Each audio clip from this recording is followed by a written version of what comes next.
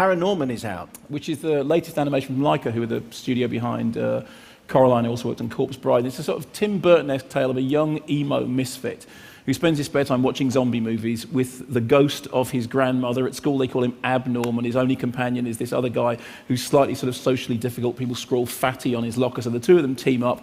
He lives in a town with a witch-hunting history, and there is a curse upon the town. And when all these zombies start coming back from the dead, it turns out to be ParaNorman, Abnorman, who's the person who sees dead people, very much like in The Sixth Sense, who is the person to whom they have to turn. Here is a clip from quite early on with him and his misfit friend and the deceased dog that sort of gives you an indication of the tone of the film. Here we go.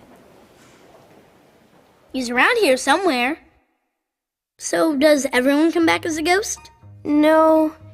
My grandma told me it's usually people who still have stuff to figure out, or sometimes it's the ones who died suddenly or in a bad way. Bub? Is he there? How's he look? Good. He's happy to see you. Who's a good boy, huh? Good boy.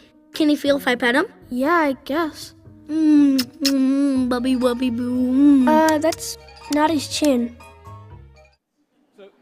The gag that you missed there on radio is, of course, that the dog is bisected and it's the two halves of the dog running around. And the thing I really like about it is it's a film which doesn't feel any need to sort of shy away from ghoulishness. It's rated PG for mild comic horror and violence, frightening sequences, and innuendo. At the very beginning, we see our hero watching zombie movies in which people are getting their brains eaten. And there's a very, very early scene in which he's walking down a street and suddenly we see all the ghosts that he sees around him. But that seemed to be an entirely positive and happy thing. You know, one of the things about horror movies is people only ever talk about the potential harm that horror movies can do to people. They very rarely talk about the great things that they can do to them. And as somebody who grew up being a horror geek, I absolutely loved the fact that what you have is a central character who has nothing but benefit from the idea of watching horror movies and watching zombie movies, because I understand that entirely. The other thing is, it's got a surprisingly grown-up plot. In other films like this, the idea that there's a witch-hunting background and a witch-hunting backstory would be nothing other than backstory. Actually, what happens here is it has a very feminist,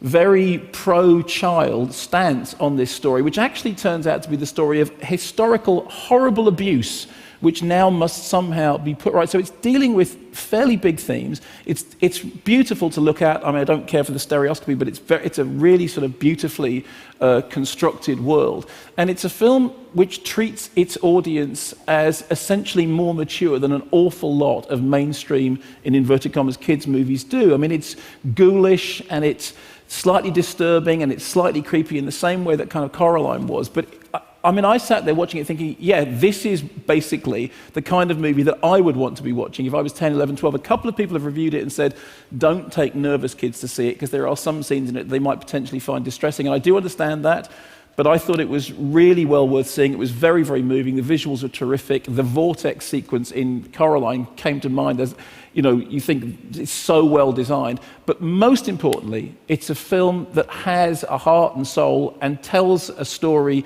that doesn't patronize its audience and works as a result of it. Liked it very much.